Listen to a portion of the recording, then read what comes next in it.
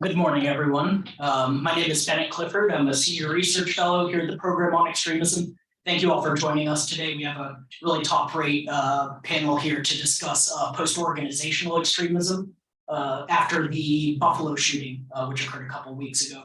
And we'll be discussing the concept throughout the presentations of the implications of this concept of post-organizational extremism, or the phenomenon of how terrorist groups, especially in the 21st century, are shifting away from larger scale institutions and organizations and more towards lone and small group act or mass violence. And that's enabled in part by the replacement of real world physical networks with online extremist ecosystems. And our panelists today will talk about this phenomenon as it relates to extreme right-wing violence, both in the United States, where it was, as I said before, exemplified by the recent tragedy in Buffalo a couple of weeks ago, but also get some perspectives from what this violence or type of violence portends from other areas of the world as well. Before I introduce our panelists, just a couple quick housekeeping notes. We'll have a runtime today of about an hour to an hour and 15 minutes. After I introduce the panelists, they'll each have 10 to 15 minutes to give their presentations. And after the last presentation is concluded, we will have some time for the panelists to take your questions and answers. And to do that, you can use the Q&A function in Zoom. Excuse me, sorry, we got caught up a little bit. This is my first in-person event moderating in a good solid 2 to 3 years. No, obviously, we're all here physically in presence. You can ask we'll distribute a mic around so you'll be able to ask questions of our panelists as well. So without further ado, it is the privilege to introduce our panelists. We have Dr. Catherine Burluson, who's an associate professor at the Center for Research on Extremism at the University of Oslo in Norway. And she was also recently appointed by the Prime Minister of Norway as the head of the Norwegian Commission on Extremism. One more to the left, we have Chelsea Damon, who's a terrorism and extremism researcher and a PhD candidate in justice, law, and criminology at the School of Public Affairs at American University. And one more to our left, we have Dr. Michael Jensen, who's a senior researcher at the National Consortium for the Study of Terrorism and Responses to Terrorism, or as we all know it, START at the University of Maryland, where he leads the team on domestic extremism at the center. So with that said, I'll turn the floor over to Catherine for her presentation. Thank you so much. Hello. Yes, it's. Thank you so much for that kind introduction. It's wonderful to be here, and I have to say I'm truly excited to be in DC for the first time in a very long time. I was actually born here in Alexandria, so it's a real pleasure to be here. So today I'm going to talk about post-organizational extremism and radicalization in digital subcultures and the PVE-CVA challenge that's process. Can I turn up the volume? Here. Oh, there it is. And so the past couple of years, we've seen a new trend where you have lone actors that radicalize in digital subcultures. And the Buffalo perpetrator was also inspired by the Christchurch shooter, as we know. He was also inspired by 2 Norwegian terrorists that committed terrorist attacks on the 22nd of July at Utøya in Oslo, and also at the Malheur Mosque on 20th of August 2019. And the new form of accelerationist terrorism that is characterized by a global co-authoring of mnemonic fascism. And I have studied these cases for quite some time, looking at the digital lives of lone actors. And I've been seeing what kind of platforms they're using in different parts of the radicalization process. And today I'm going to look at what kind of ideas inspires them, and also new dynamics that occur that are and how they use technology, and also consequences for PVE-CVA policies. And I think it's also important to note that these actors, although they operate alone, they are considering themselves as belonging to a wider network of heroic race warriors. And we also see how it's a self-referential style. So although these are individual acts of violence, we can see it's a continuum of right-wing extremist violence. And I'm an anthropologist, so the way I've been working is conducting both interviews face-to-face, but also looking online to understand the role of visual culture. And I think that's really important. So more than, if we can go back, because initially when this emerged as a threat, there was a great focus on looking at manifestos and how terrorists would announce their terrorist intent online. But I think more important than the text is actually visual and visual culture, and also styles of practices and behaviors online. And in order to understand how emotions and subculture practices are important, I've been lurking around this space for quite a long time, and also recruiting informants. I've been interviewing face-to-face now more than 10 youngsters who have been radicalized, who were born into this space, about their motives, about their grievances and reasons for being there. Because in order to design proper PVCVE policies, we need to understand the underlying drivers of this environment. And also, speaking of Norway and the US, it's a really transatlantic co-authoring, because we know that most of the users in this space are from North America, but we also have substantial groups of users coming from Scandinavia. And more than reacting to events locally in Norway, these users are very concerned about events in the US. And that also shows how important it is to have a transatlantic cooperation on this phenomenon. When it comes to emotions, subculture practices, this is really a space for young men to nurture kind of online brotherhoods that is screen mediated. And what is really important for the users I interviewed is that it's a way out of grievances they feel and experience in the physical world. And in this space, you can have emotional control of yourself, while you can also enjoy controlling the emotions of others. So the German word of Schadenfreude, to laugh or someone else's pain, is really key to also being attracted to this space. And of course, it's also the attraction of subculture practices. And that is primarily also this to create and promote an emotional response to moral outrage.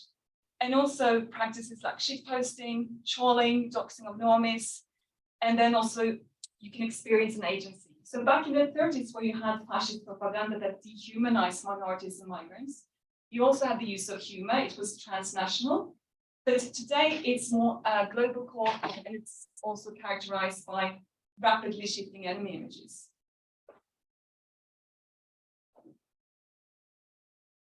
In a recent paper, I'm writing about how this radicalization occurs through mimetic irony and also in a play frame. So it's like you enter a space where you feel you have control of your emotions while you're controlling others. And as Bateson, a psychologist from the 1970s, writes about, it says that when you enter this play frame, you treat it as it's both serious and not serious at the same time. So some of the users I interviewed that have radicalized, they say, well, I'm in control, it's only for the laugh. But then they also reflect upon actually they are becoming more supportive of violence, and they're also glorifying violence themselves.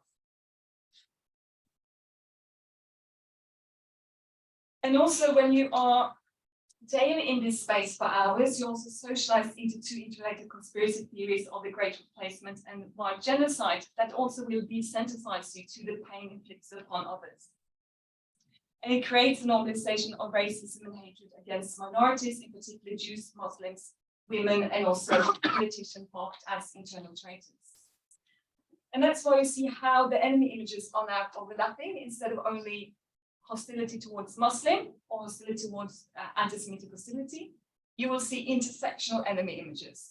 So in both the cases, all the cases I've studied, you've seen two of them have attacked both synagogues and mosques at the same time. So the perpetrator in Poway that entered a synagogue 2 weeks before, he threw an arson bomb at a mosque, and also the perpetrator in Halle that targeted initially a synagogue and ended up finding or profiling someone that looked Muslim. So I think that's to see how the technology also inform enemy images that inform target selection is really key. And also the role of masculinity, hegemonic white masculinity, and how other former terrorists are in this accelerationist propaganda are portrayed as heroic saints, as warriors, as someone that will obtain infamy for atrocious deeds. And I think the role of infamy itself is an independent driver. Because back in the 1930s, you had to have a poster of Hitler on the wall. You had really to have the Führer that would kind of instill a motivation to commit violence, whereas now you can become that saint yourself. So it has also altered the way that you can also have very speedy radicalization processes. So Malheur in Oslo, for instance, he ordered propaganda material, but he also had the Christ shooter on the wall, and he radicalized quite quickly. And I also received a letter from Untitled Breivik, the convicted terrorist, a few months ago. In Norway, it's a very open system, so you have a terrorist that killed 77 people. And in the letter I received, it says, I'm a leader in the white power movement, and I'm now jailed with smiling monsters, crucials, naming all the accelerationist terrorists. And I'm a rock star amongst the white power movement. So it's clearly someone that still is radicalized, and also most importantly, is driven by fame. So to go from memetic warfare to and also to leave the computer screen and commit race war in the real life is the core of accelerationist ideology. And Christ just created a new script, and I will argue that it's not really terrorism as a theater, because theater is having an audience, it's talking to an audience, whereas terrorism as play is having an evolving script, is interactive, and you're waiting for other users to add elements to that script. And that's why we see also quite distinct do-it-yourself element when it comes to terrorist actions. So the shooter in Halle, he 3D printed his weapons. Well, also, although he's from Germany, he communicates in English. And also the producing new means. So it's always following a script, but it has that space of agency and innovation by adding do-it-yourself elements, by adding new means and meaning. Also with the Buffalo shooter that copied 60% of the manifesto, but still then added some own elements. Just an example of how quickly the Christchurch shooter atrocities, how quickly it was memified and circulated online. And we see the same dynamics happening now. So in Norway, I'm also, as many of my colleagues here are, commenting and providing expert analysis in the aftermath of these atrocious events. And then I also have obtained agency myself. So this is like 2 days after the attack on the Al-Noor Mosque, where they're rating the attack total failure. And also then I entered this space as someone that was, what do you call it, trolling campaign, a shitstorm, and also with doxing and rape and death threats. So it's quite common and quite vulnerable as a woman in this space. And also the trend I alluded to, which is important in terms of infamy and obtaining sainthood, it's also the massive glorification of former terrorists online, in particular the Christchurch terrorists. And then going to recommendations, I can actually go back before to talk more freely about it. I think it's first and foremost, we need to understand the underlying drivers. There's been lots of research now on, in particular, the Chan communities, 8chan, 4chan, Chan, the role of Twitch, the role of Discord in leaking, the role of Twitch and Facebook in live streaming of atrocities. But I think most importantly is to also look at the offline drivers. Why do some young men, also from privileged backgrounds, middle-class backgrounds, commit these atrocious attacks? So the 2 cases we had in Norway, the one I went to school with, the Untitled Breivik, we went to the same elementary school. And Malheur also grew up in a quite affluent part of Oslo. And what we see is that they are surrounded by quite progressive surroundings. But they said, like, if they're in a classroom and they feel alienated and prematurely framed as a racist, or they want to discuss multiculturalism, it's very easy to just withdraw into an echo chamber where you have other brothers that will listen to your grievances. And also, as one informant said, there's a mental health crisis amongst young men. So there is still public mental health. So if you do not conform to traditional masculinity, if you do not succeed in school or sports, but you spend hours with your friends gaming and forging meaningful friendship on Discord and other places, this is not a really well understood space, but it's both life-saving for some, but it can be lethal for others. And secondly, the role of the tech companies. I mean, white supremacist ideology matters in processes of radicalization. So it's evident that the tech companies need to do more to hinder their platforms from being exploited. And we have initiatives like GXCT, the Global Internet Forum to Counter Terrorism, which is an initiative by the tech companies themselves. But it's still not enough. And we also see the rapid migration of bad actors from platforms to platforms, avoiding detection. So we need better and more cooperation between nation states and also the tech platforms, the tech companies. And most importantly, to try and also get the Chan communities on board. There's also lots of exciting work being done now with the gaming providers platforms to also raise awareness of how Discord, for instance, is being misused in radicalization processes. Do I have 1 minute more? And then also to foster democratic resilience. And that's on a general level. So this is the Norwegian approach is also on not just CB, but also to prevent violent extremism. It's really fostering democratic resilience across societal sectors, from educational programs in schools that also fosters critical literacy, digital literacy, and also to raise awareness amongst practitioners and caregivers about this issue, because it's obviously a generational gap as well. And then how to prevent the lone actors? Well, that's almost an impossible challenge. There was all the risk associated with lone actors. We just had a terrorist attack in Norway now, most likely terrorist attack this Saturday. Although that perpetrator was older, most likely jihadi Salafist, and also 43 years old, different story. But my point is that with these lone actors, it's very difficult to entirely prevent. And then one needs to raise awareness both for politicians about the phenomenon, for decision makers, and also for the media. It's really important that media have an ethical awareness and do not reproduce these propaganda packages that the perpetrator wants to prolong the longevity in the public discourse. So those were some of my initial thoughts. And of course, in CVPV programming, we need youngsters that are digital natives as well, that are really familiar with the subcultures, that can understand the grievances that some of these radicalized users experience. So thank you very much. Catherine, can I ask you just to forward one slide so we can take a quick look at your policy recommendations? Okay. Thank you. Yeah, I think the most important is like the new generation of RMDE extremists. So the online spaces must be understood an extension of society, and understanding these transgressive practices and not at the level of static in time text. So more than looking at organizations and text, we need to look at practices and milieus.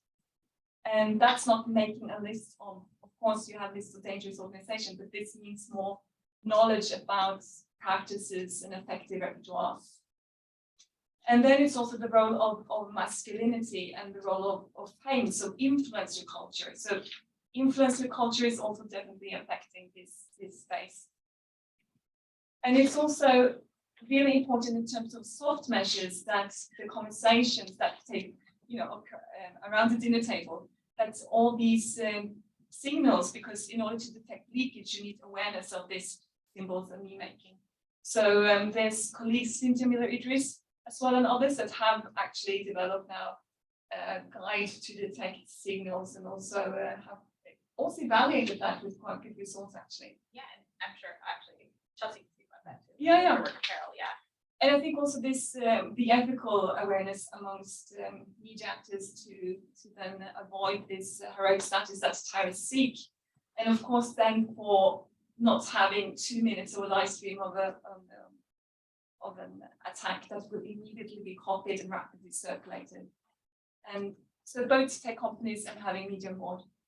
And then it's also the education that promotes norms for responsible behavior online, and this should also then, of course, protect freedom of speech and human rights also in the digital space. But I think 50 years from now, we will look back at this time and say, wow, we were really in the early stages of understanding how also norms are formed online, and how we need also more to instill in our children, like responsible behavior and also past conspiracy thinking about minorities in general. So it's also then fostering that critical thinking. So good luck. Thank you so much for your attention. Okay, yes, you can hear me. Great. So I think what I'm going to present sort of falls in line after the visual communication, visual culture, which is very important. And I think in some senses, all of this amalgamates into one thing when it comes to talking about racially and ethnically motivated violent extremists. I will use the REMVE acronym from here on because it's a long term. But I'm going to actually talk about looking at, from the Buffalo attack, techniques, tactics, and procedures that we see coming out of some of the documentation that we saw online from the attacker.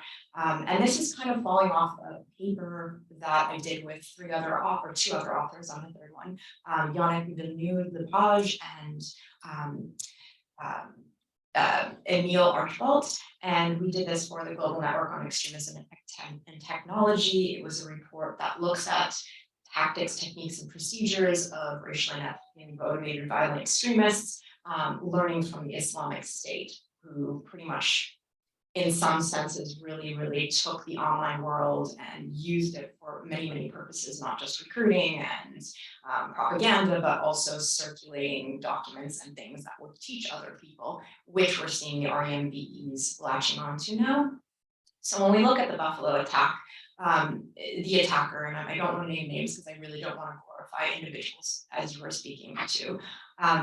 You know, he had a Discord diary. We have the manifesto, which is like 180 pages, but the Discord diary that he posted is literally 7 months of thoughts and observations, and even talking about how he planned for this attack, which is really interesting. You can learn a lot from it. Of course, he posted on multiple social media and messaging platforms, as well as the channels of Akun, but I mean, he of course used Twitch and all kinds of different platforms to sort of test their friendliness. And I think that's something that from the previous report I just spoke to, we saw this with the Islamic State as well. A lot of extremists on both sides of the ideological perspective, they will take these platforms and test them to see how friendly they are for their needs, whether that's for propaganda, recruiting, attack planning, or even posting material that individuals can learn from. So I think that's something to really consider because in a sense, we've seen this from the Islamic State, and we're seeing it from more of the racially and ethnically motivated violent extremists, that platforms that have less of a intense drive to take down content, whether that's due to the regions that they operate in or ideals of free speech, they're going to be used by extremist actors in one way or another because they are friendly spaces. Of course, Telegram was used extremely intensely from the Islamic State and their supporters, they still are, but we're seeing also actors on multiple extremist perspectives from the left to the right to conspiracy theorists using platform. And this is also to some extent based on what the platform can offer. So it's not necessarily only the group's decisions or the group's ideal goals that they want to reach, but also like what a platform offers those individuals. So Telegram has so many features that make it very easy to share content in large files, large videos within the platform. So you don't necessarily have to take things to another platform or website. So that also cuts down on potentially content being taken off. So that's something to consider. And in my research for my dissertation, talking to individuals involved in extremism and their communication tactics online, that's something that really comes up, like what the platforms can offer individuals. So something to keep in mind as far as policy, although of course with the tech companies, it's a lot of the things that are taken down are based on their terms of services and so forth. And of course, in the US, we have freedom of speech rights. So that becomes a little bit more murky as we deal with this problem in the US context. But going back to the Buffalo attacker and sort of what we can learn from the things he's posted online about his techniques, tactics, and procedures. As you mentioned, we saw a lot of almost plagiarism from other attacker manifestos and documents where he really spoke about, say, the attacker in Oslo and so forth. And we find that he actually learned from previous attackers and things that were in their manifestos, what worked, what didn't, also ways of using what he learned from other manifestos and documents from previous attackers to make his attack, hopefully in his mind, more lethal and more better in his mind. So for instance, as we saw with the attacker in Christchurch, he actually did reconnaissance before he actually attacked the mosques. And this is really interesting because the Buffalo Manifesto, or Buffalo attacker, in his documents manifesto and his diary, he actually mentions this, actually scouting the Tops market beforehand and sort of getting the lay of the land. So doing this reconnaissance, which I think one of the security guards even sort of asked him, hey, what are you doing? And then he left because he didn't want to be so visible. But this is really interesting because he talks about all of these different things he did to make the attack better. Also when it comes to live streaming. So we saw the Christchurch attack, the attacker used Facebook Live.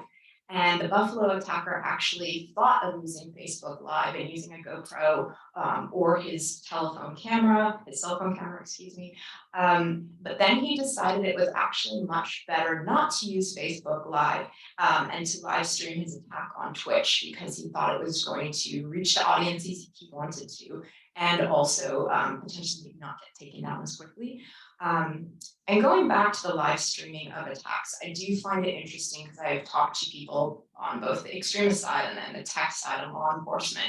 And when we look at the attacker in New Zealand, so the Christchurch attacker, everyone talks about how the live streaming of the attack went viral. But it's very interesting because when you actually look at this, it wasn't necessarily his live stream that went viral. It was people that were watching it that downloaded it right away. And in like 5 minutes, there were all these iterations of this video, which is really, really interesting to note because we haven't really seen something replicated so quickly and also edited so quickly and shoved out to the rest of the world.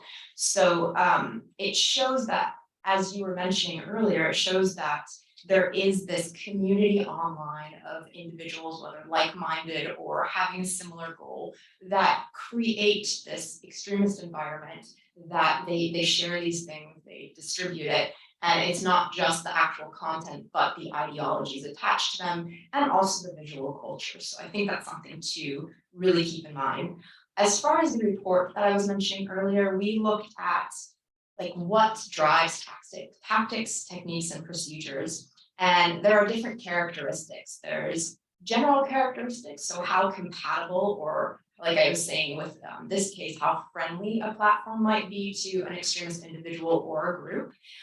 Complexity, so what is the complexity of getting the knowledge out or using attack methods? And of course, a lot of the time when we're looking at inspired individuals where it's either one person or a small group of people, we don't see very complex attacks happening. Once again, going back to ISIS, a lot of the things that were used for knives and vehicle rammings and so forth. So technically, you really don't need to order things that are going to put you on a watch list or try to get firearms and so forth.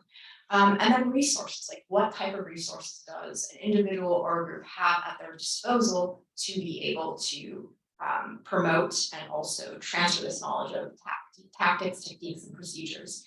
The group characteristics is different because, of course, with Buffalo, it was an individual, so I won't get into that. But knowledge transfer in general can happen either vicariously or descriptive transfer. And descriptive transfer would be basically like what we're seeing, manifestos, documents. And we also have seen, very interestingly, this culture of extremism, where you might think that, say, Islamic leaning extremist groups, say like Al-Qaeda or ISIS, versus more of the far-right, racially, ethnically motivated violent extremists, might not want to share content because we might think that their ideologies are so different.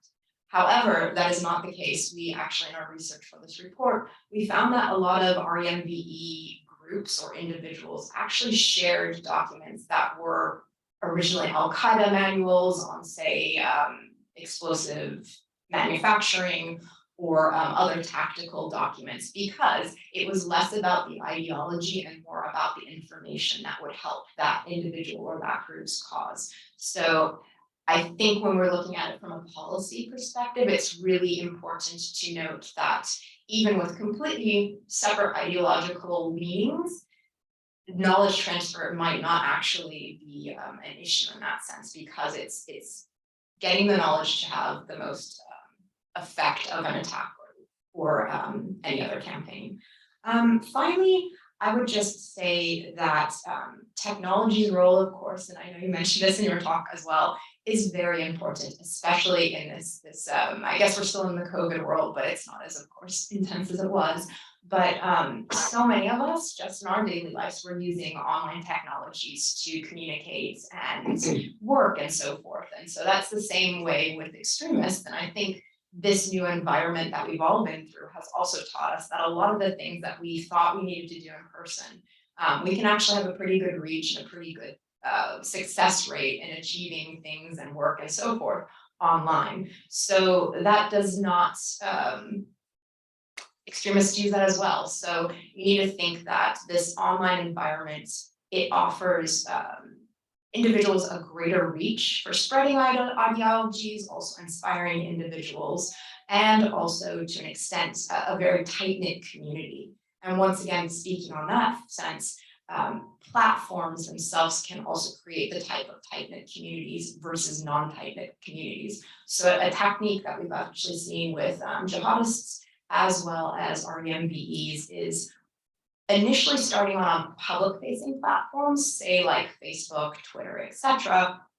And then once you get individuals that seem very open to chatting and talking and maybe open to an ideology, they then move them to more closed platforms, so encrypted platforms. I'll just use Telegram as an instance.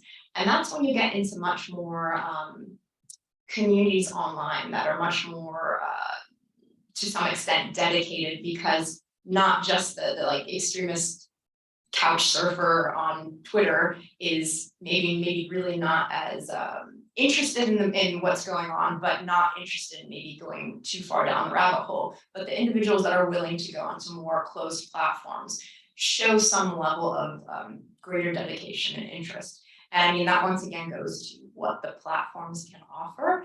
And a lot of people, when I mention this, do ask, well, you know, if they're going to these closed platforms, then they have less of a chance of recruiting greater levels of individuals, which is true. However, I feel like just from individuals I talked to and research I've done, the individuals that do tend to move to the more closed platforms tend to be more dedicated in some senses. And finally, I guess the best thing to say is that the tech platforms, yes, there's a lot more they could do, although in a sense, the box has been open, Pandora's box has been open. We're not going to be able to get rid of this issue online, because every time we maybe tackle an issue on a specific platform, or a specific platform teams up with, say, Europol, like we saw Twitter do, or sorry, Telegram do in the last number of years, and have these action days where they get rid of extremist groups on the platform. There's always going to be a new platform that's smaller, maybe less known. And as we saw with ISIS, when they got knocked off these platforms, they do try to test all kinds of different platforms to see, once again, what's friendly with it. So unfortunately, it's sort of a cat and mouse game. I'm not saying things can't be done, but you also have to take into consideration the context of the country that individuals are in, legal issues there too. So yeah, I'll leave it there. It's definitely a challenge, and I don't really have a golden key on how to fix it, but yeah.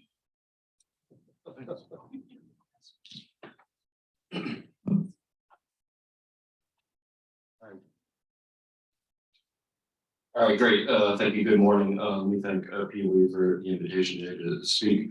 I'm going to take a little bit of a different approach to this topic, and I want to interrogate the concept of post-organizational extremism, what that is, more importantly, what it is not, and what the real-world ramifications are of network dynamics as we're witnessing them today. Before I do that, let me just give you a little bit of background on who I am and what I've been doing the last several years. I work at the Start Center at the University of Maryland. I lead a team looking at domestic extremism, And the way that we've been approaching the topic of looking at domestic extremism is to look at criminal offenders, look at individuals who have been committing crimes on behalf of their extremist beliefs, and looking at their individual level radicalization characteristics. We've taken a long range view of this. So we've looked at cases from back into the 40s, 50s, and 60s up to current times. We've been taking a cross-ideological look at this. So everyone from your white supremacist to your ISIS-inspired defender to your eco-terrorist to your QAnon supporter, we've taken a look at. And we've tried to be really comprehensive in terms of what at the individual level might play a role in the radicalization process. So everything from basic demographic characteristics to their early experiences in childhood, their family dynamics, their schooling, their early work experience, how they found extremism, whether that happened online or in person, and what their role was once they got involved in extremist activities. I mentioned this because this data set called Pyrus is available to you if you have any use for it. But because what we learned pretty quickly in looking at these data and compiling them is that there was a big change occurring in the data. So when you look at cases from the 1980s and the 1990s, it's driven by organizations. It's driven by groups that have leaders, that have a structure to them, that have hierarchy, that have rules, that have procedures, that have roles for their members to play. And you start to see a shift over time. And now what we have is a situation where most of extremist crimes that are being committed these days are being committed either by lone actor offenders or being committed by individuals who isolated themselves in small cliques. So 2 or 3 individuals that are offending together that are not well connected, at least on the surface, with a broader extremist movement.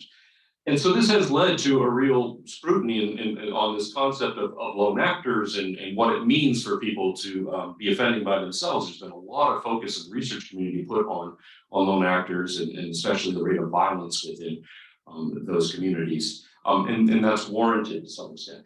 However, what we learned in doing this data collection on these individuals is that the concept of lone actor or cell, or it really misses the extent to which these individuals are heavily networked, even with each other.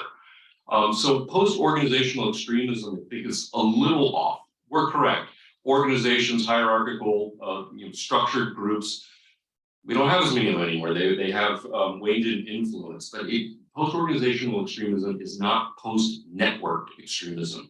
There are still a lot of connections between these individuals, and those connections are meaningful to the radicalization processes and ultimately what they do when they decide to act on behalf of their extremist beliefs. So I want to look at that a little bit, and we'll start most recent. We'll start with January 6th. Okay, so I've written a bunch, talked a bunch about this, but I'll beat the dead horse a little bit more here. January 6th was not a event that was orchestrated by ordinary people that got caught up in a mob and had no ties to extremism. That is not what happened on January 6th. There was a lot of extremism present at the Capitol, and there was a lot of extremism present among the defendants. So according to our data collection, we're up to 282 defendants that have been charged in the January 6th case that have links to known extremists, extremist groups, and extremist movements. Some of these individuals Stuart Rhodes and Enrique Tarrio, were leaders of these big extremist organizations and their card-carrying members, but others you likely don't know because they were members of small groups, or they were self-professed as being in line with the views of movements. So they were online posting the signs and the symbols of the organizations. They were repeating the organization's ideology and praising them. But they weren't members because there really wasn't anything to be a member of. So you look at the largest contingent in this diagram are QAnon followers. You can't join QAnon, but you can certainly act in support of that extremist movement. These 281 defendants form over 750 dyadic relationships to each other and to extremist groups and movements. That's a lot of interconnectedness among these individuals. And so I'm sure everyone in this group knows now some of the higher profile cross-group relationships. You know that Tarrio and Rhodes were coordinating to some extent prior to January 6th. They met the day before in the parking garage. But even before that, Kelly Meggs and Keebler was reaching out to the 3%ers and the Proud Boys to try to orchestrate their activities on January 6th. So that's a pretty high profile one. But people don't talk as much about the fact that, Stuart Rhodes also added a guy named Derek Kinnison to his signal chats about orchestrating the events on January 6th. Derek Innocent is a member of a small 3%er group out of California that is led by a guy named Alan Hostetter. And Alan Hostetter was big in the anti-science COVID denial movement in California. He had been previously arrested for inciting a riot at a California beach pier. He had given speaking talks at QAnon rallies, even appeared with the QAnon shaman prior to January 6th. He was really well integrated into the extremist community. And what we see in a network visualization like this is a lot of individuals acting as bridges between large groups and smaller groups. And that's important because they shared ideas, they coordinated their actions, they coordinated their tactics, they discussed where to meet up and what to do, what to wear, what not to wear. And so we really can't look at January 6th as individuals that were just there to see the president speak and got caught up in the moment. There was a lot of coordination. There's at least 47 extremist groups and movements that are among the Capitol defendants at this point. But one of the problems with talking about January 6th and the network dynamics around January 6th is we tend to talk about it as an isolated event, like January 6th. It exists outside of years and years and years of extremist mobilization, and that's not the case at all. So I'll show you, we'll zoom out a little bit and we'll look at a different visualization here. And this network map shows the militia movement, shows the three largest militia groups over the last decade, the 3%ers, the Oath Keepers, and the Boogaloo movement. And it shows their offenders, the relationships to each other, the relationships to local groups, and their criminal events. And what you see in this network visualization is that the Capitol riot is down here at the bottom, right? And there is a cluster of activity there, but that's just one event in a decade of mobilizing within this movement among these three organizations. There are 95 unique criminal events mapped in this network visualization. There are 267 offenders that form almost 2,000 dyads or relationships to each other, local groups, and their criminal events. There are 72 local and regional organizations that were connected to these three larger groups here. So this is a very, very well-connected network. It remains so to this day. And this is just mapping offenders connected to three groups active over the last decade. And one of them, the Boogaloo movement, was really only active for about 18 months, right? So they were incredibly active for the 18 months that they were around, and they were really, really well networked with each other. One of the things that's also striking about this visualization is, obviously a lot of these relationships form in online spaces, but we shouldn't discount real world meetings that lead to of co-offending relationships in the future. So one of the things that stands out by this visualization is one of the really the largest cluster in it over here, which is the Bundy standoff and the Malheur occupation, which served as a meeting grounds. It was a trade association event in many ways, where extremists from across the country who had never met were coming together. They were meeting for the first time. They were forming relationships, and some of them then went on later to mobilize together and to commit crimes together. We have an individual in this network diagram named William Keebler, who showed up at the Bundy Ranch not really knowing anybody, met a bunch of new friends there. One of them was Lavoy Finicum, who's become a martyr in the anti-government movement. He began chatting with Lavoy Finicum and a couple other individuals that he thought were of the same mindset as him. Unfortunately for him, they were undercover FBI agents, but he started plotting with them after Bundy to blow up some BLM buildings in Arizona. Because of law enforcement infiltration, that obviously didn't happen. He got arrested before he could do that. But we've seen lots of these mass mobilization events that serve as these meeting grounds where connections are formed between these individuals.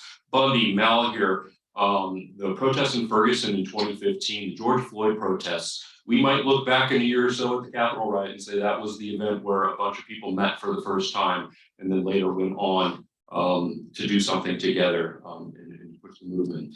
So this is just looking at three groups over a 10-year period, and there's a lot going on here, a lot of connections. But we can zoom out even further than this and look at 30 years of extremist activity in the United States. So this very complicated visualization, I promise, is not a fireworks display.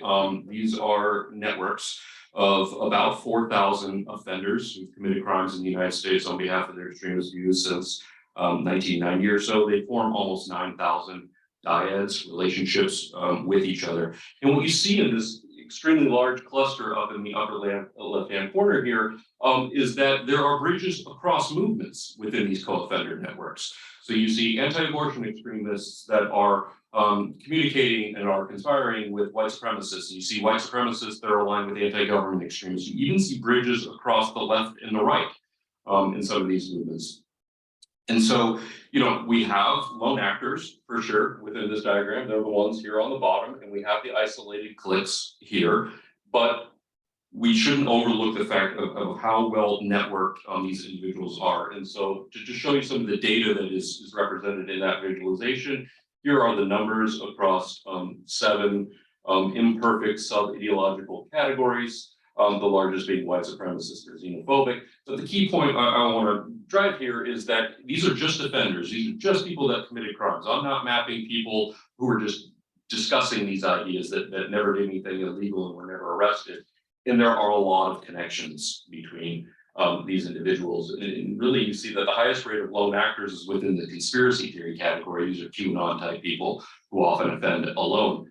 But you know, in other categories like the militia anti-government movement, it's only about 11% of the offenders that offended by themselves. All the rest had connections to at least one other criminal offender.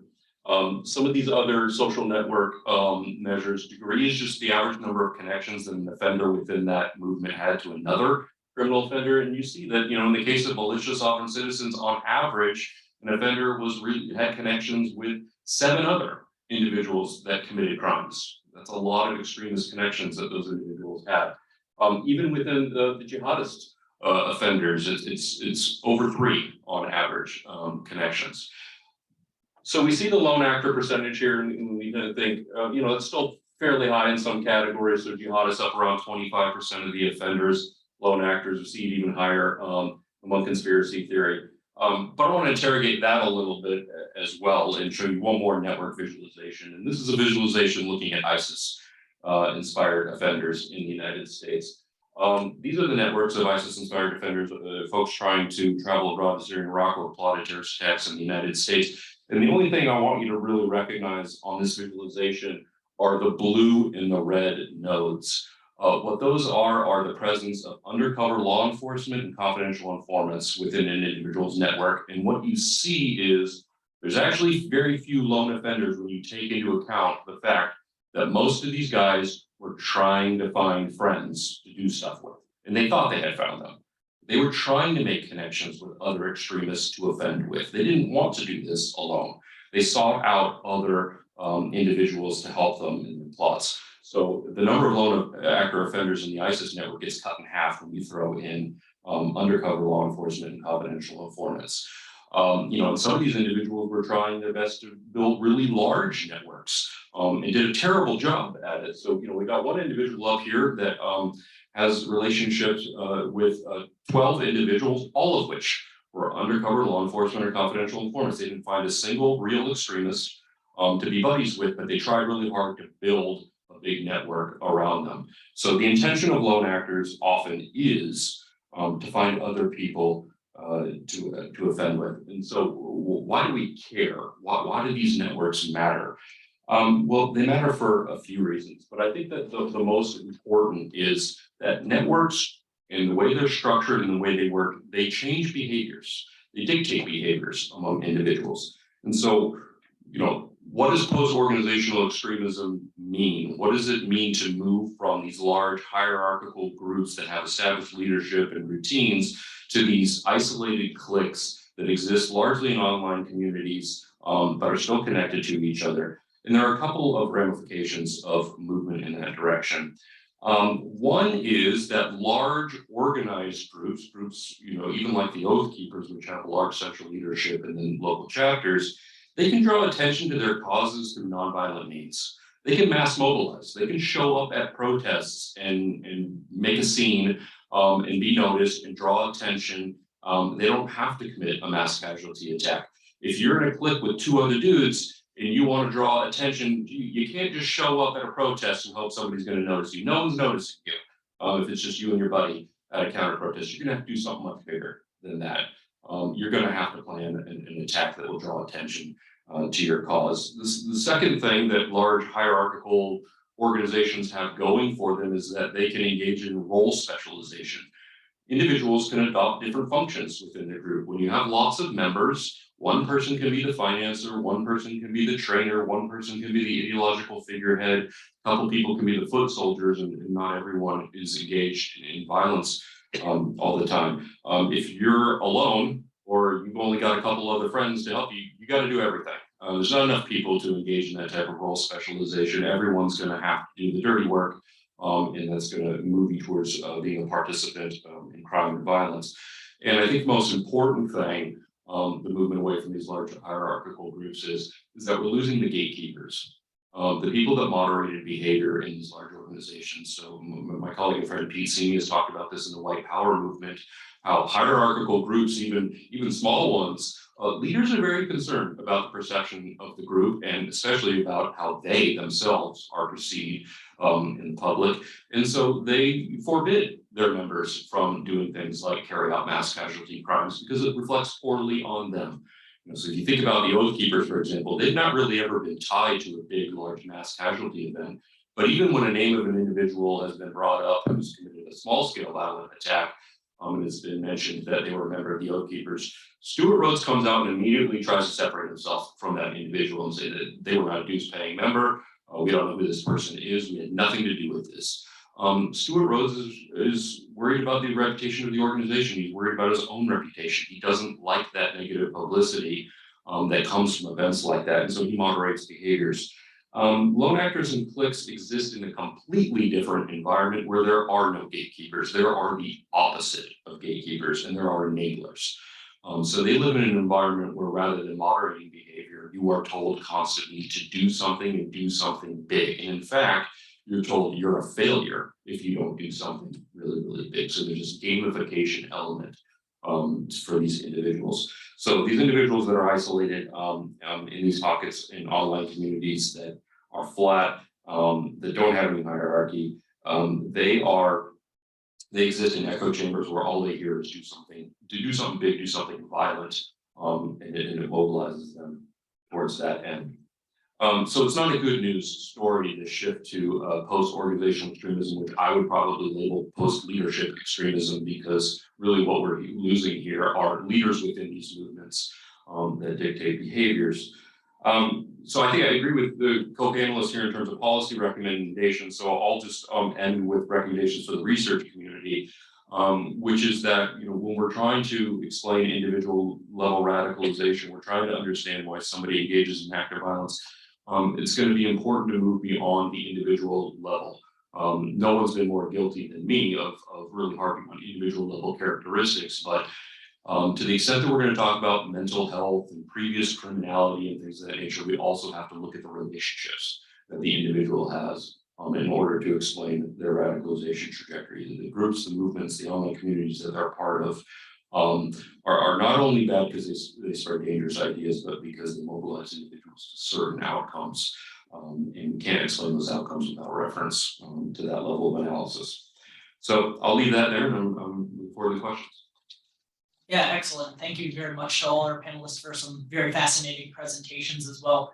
Before we move into the question and answer period from the audience as well, in which if you raise your hand, we'll get a mic to you. I want to use moderator's privilege real quickly to ask you all a question, sort of pulling out a thread from your last comment.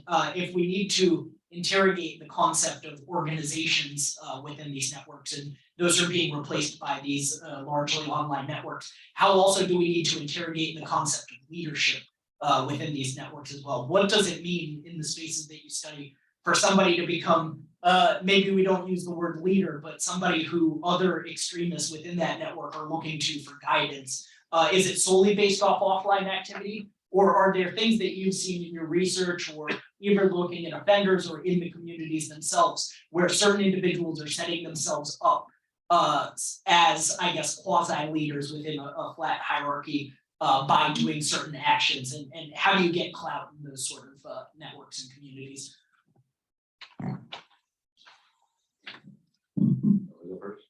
Okay. I think the term I see getting thrown around a lot now is influencer. right? Influencer within these communities, and this is the QAnon world, a lot that people are raising their profiles by gaining lots of followers and being an influential voice. I think one of the problems with there being a structured organization that individual, the recognized leader in, is that they are not subject to the public scrutiny that comes when an individual mobilizes on behalf of the movement, like the leader of an actual group, right? That has a membership process, charges members money to be a part of it, and so they maybe don't enforce that gatekeeping effect as much. And I think one of the ways that they gain influence is by being the loudest voice and the most extreme voice. So going online and in any of the channels or Telegram and being a reasoned opinion isn't going to get you very far in terms of making a splash and gaining followers.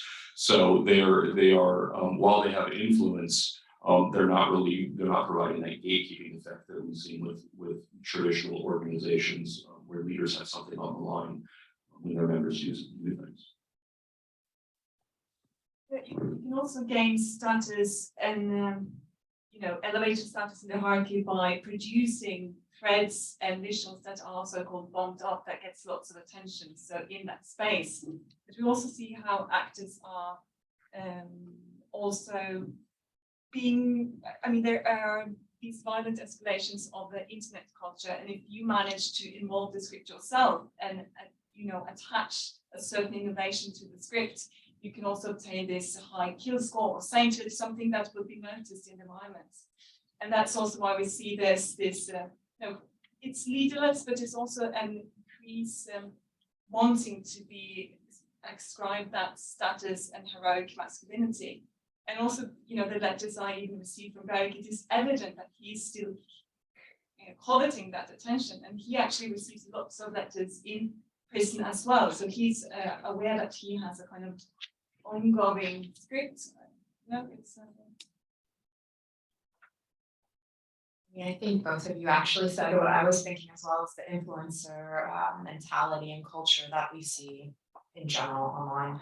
I think something that just wanted to touch on this, that I can't remember who mentioned it in their talk, but the media being responsible as well as what they report. I think on the flip side, as researchers and analysts as well, we also have to be careful because we do see a lot of extremist individuals repost work that we do. So it's this catch-22 of wanting to inform the public and individuals about what's going on, but also to some extent, it also teaches other extremist individuals because they see the research about what someone else did. So I'm not sure how to fix that because we all need to publish and but it's definitely something I've seen myself quoted other individuals as well. But in the space I studied, some prefer to be alone.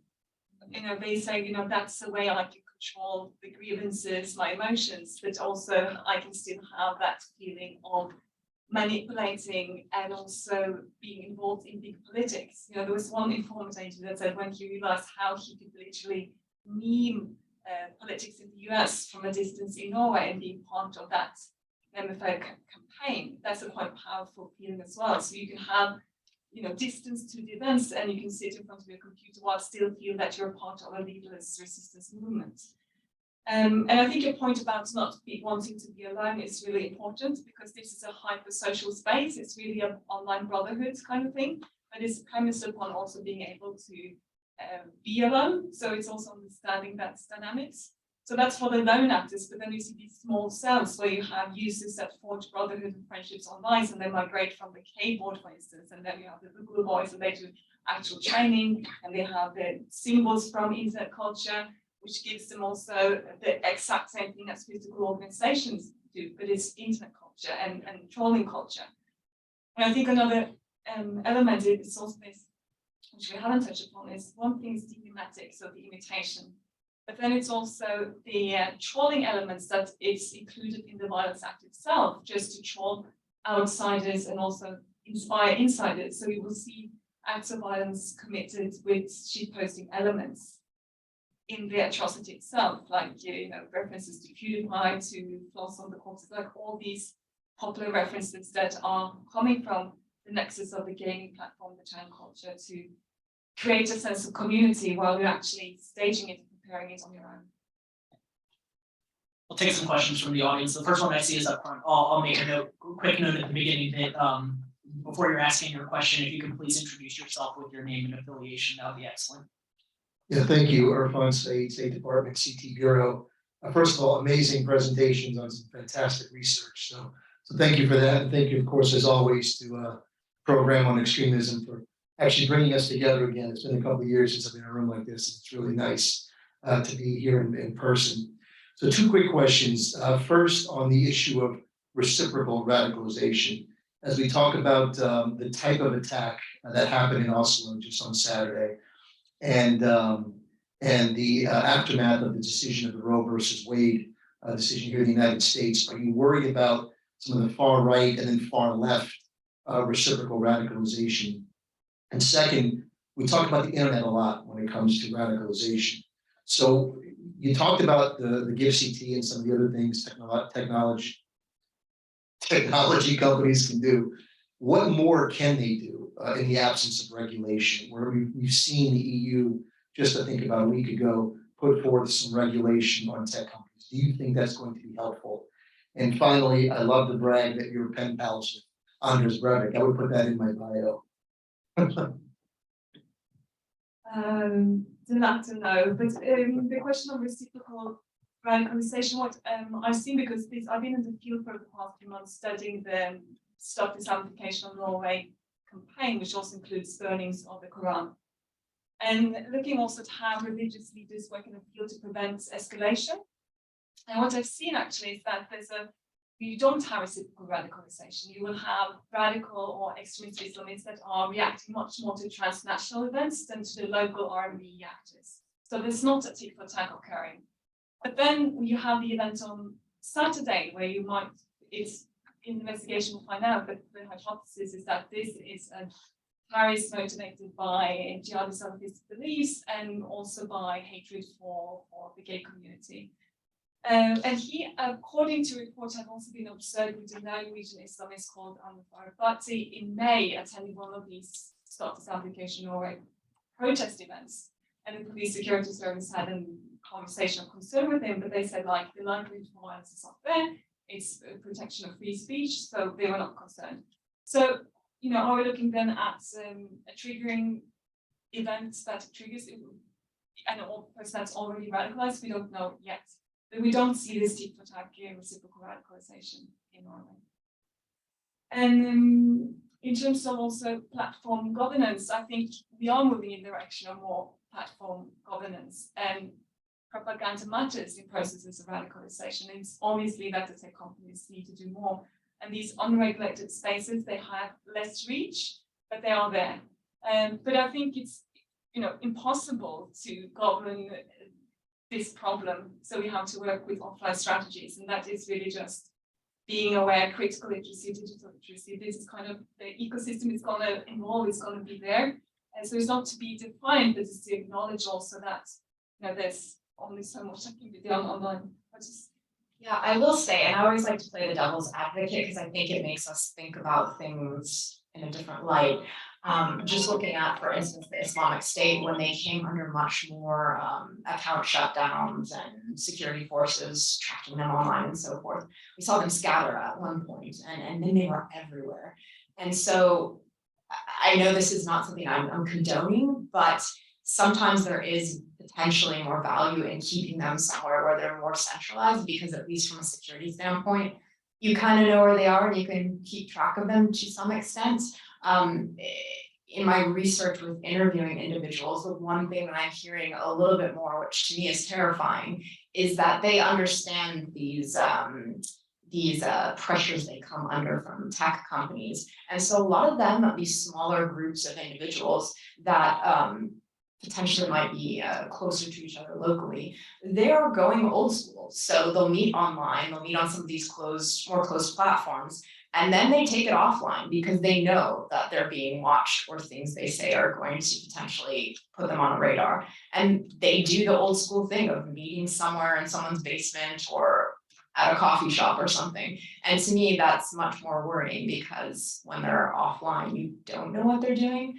I mean, with that being said, a lot of these platforms do have one-to-one messaging services that are very encrypted, which that causes issues too. But I mean, I don't think there's any quick fix to this. Like I said earlier, the internet's out there. We use it in ways for ourselves, and they're going to as well. I do think the tech companies are trying. They have a lot of initiatives with sharing hashes and so forth, and they're trying to get quicker in response to things and when there's new things that pop up or an attack and so forth. So I think they are trying. I know they come under a lot of pressure, which is understandable. We don't like to see what has happened. But I think it's a holistic approach. I don't think it's just the tech companies that are technically, I don't think it's just their fault. Let's put it that way.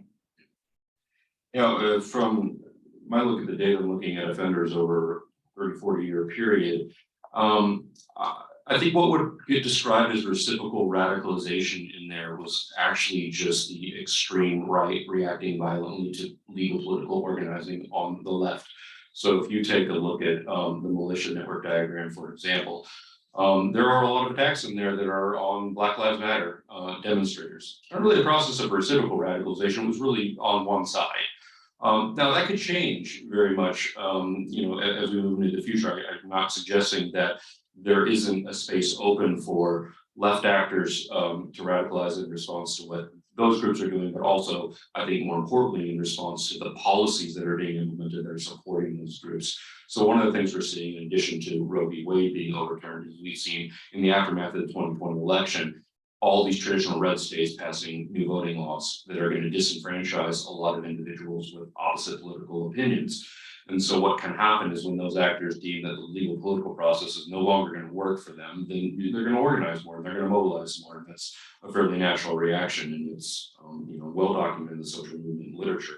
So it's definitely a possibility. I will say in terms of Roe v. Wade, historically, the pro-choice movement has not organized and mobilized to violence. There's very few cases of it happening. However, this is huge. Right? This is the biggest setback that the movement has faced. The only bigger thing that could happen would be a national ban, and that's not off the table. In a couple of years, that could be a very real thing. And so there are going to be people that don't feel that the political process works anymore, and some of them might make the choice to mobilize the violence. In terms of social media companies, the thing I would say about that is, you know, I have a pleasure at the Start Center of working with our internship program, and somehow I'm now working with students who are 20 years younger than me, and I'm constantly reminded that the companies that we're really going after are not the companies that the kids care about. They don't care about Facebook, they don't care about Twitter, right? It's, you know, why are we letting Reddit off the hook here for these things, right? They care much more about that. I'm told all the time that Reddit is a key source of news information for these individuals, and it can be a gateway drug into something much, much darker. So the key with social media is, what do we do about the smaller companies, which really are the mainstream for young people?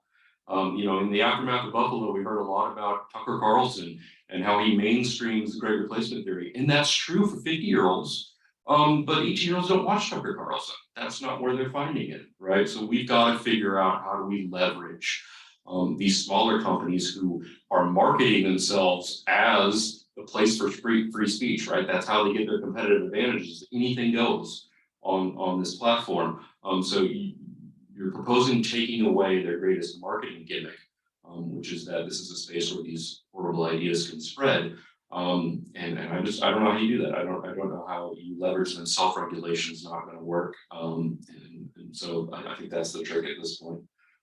Some of it will certainly be just digital literacy among young people, just so they know where they're at online and what's happening in those spaces.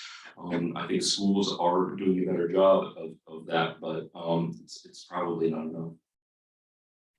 I will make a plug for Carol. So the Polarization Extremism Innovation Research Lab, it's a long one. They do have a lot of sources on their site for manuals and so forth for digital literacy on certain topics that they're trying to get parents involved and to teach younger individuals. So yeah, I'll just.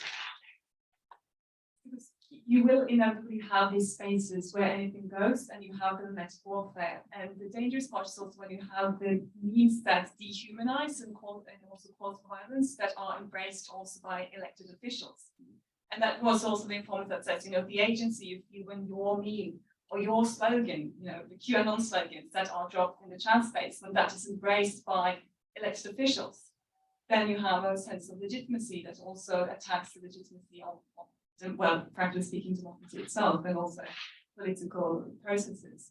So that is the potential destabilizing effect of some of these spaces, and also the power that, it's a powerful feeling to have that you can actually also destabilize democracies from within by having a space where anything goes, where you have the ambiguity, where you have racism that is wrapped in layers. So, oh, I didn't mean it, it's this kind of duality. And you still have that really cited with sincerity and with seriousness from the floor of Congress. I believe we have time for one more question. Hi, thank you for being here. I'm Elizabeth Miller. I'm a graduate student at the Elliott School. So it's really great to have you all here in person, as stated. My question was on the role of masculinity in these networks and the manosphere, men's rights activists, those tight communities, and how they can be on-ramps to white supremacy and further radicalization. And so I guess I'd love to hear any of your perspectives on the role that has, and then also following up on that, how policy recommendations that don't acknowledge that role can be effective, or if they aren't. Thank you.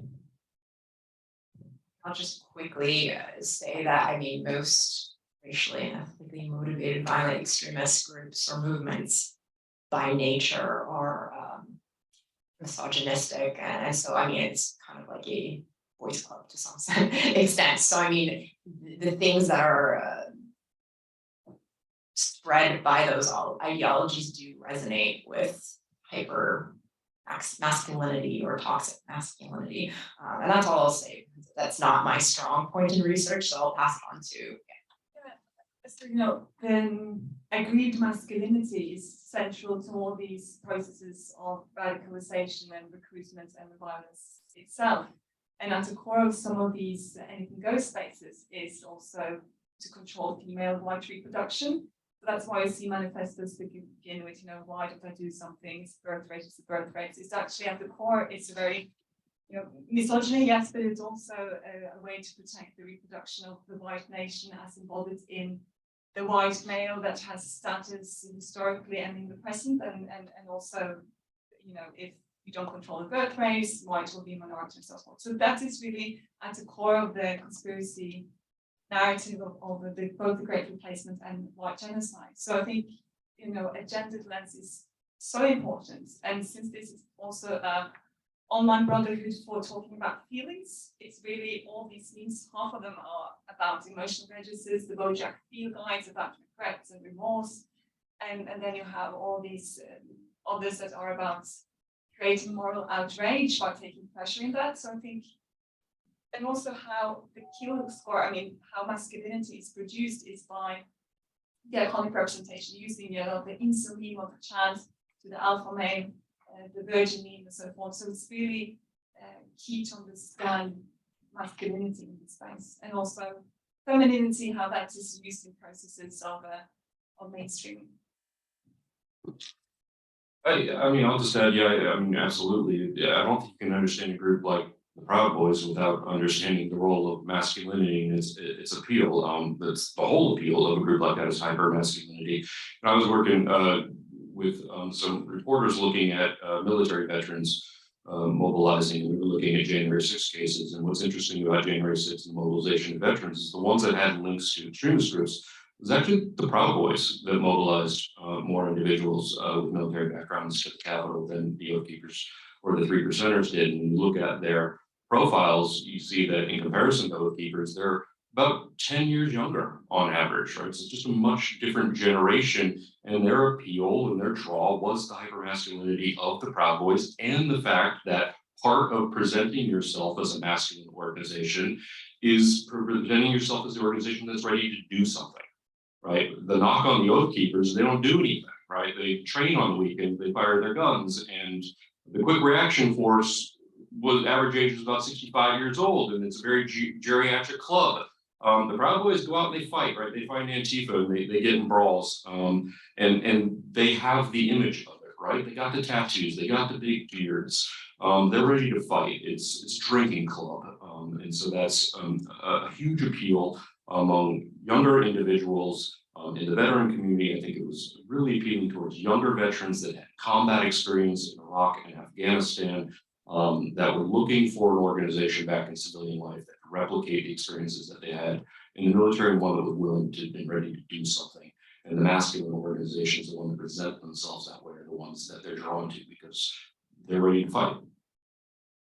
Yeah, just because we're talking about men again, Deborah and I have a paper coming out very soon, probably this week.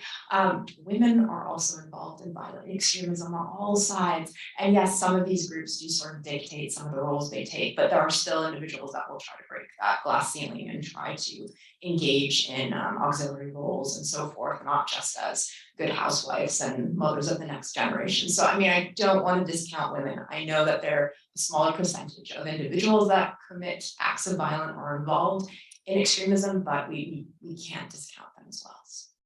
And so some of the women find the hypermasculinity very appealing as well. I mean, that's one of their main draws. They like the more traditional roles that those groups are presenting. Excellent. Well, I hope you all, in lieu of using that idiotic clapping button at the bottom of the Zoom screen, will give a live in-person round of applause to our panelists today. On behalf of the program on extremism, thank you all for coming again. We look forward to seeing you in hopefully another one of these events in the future.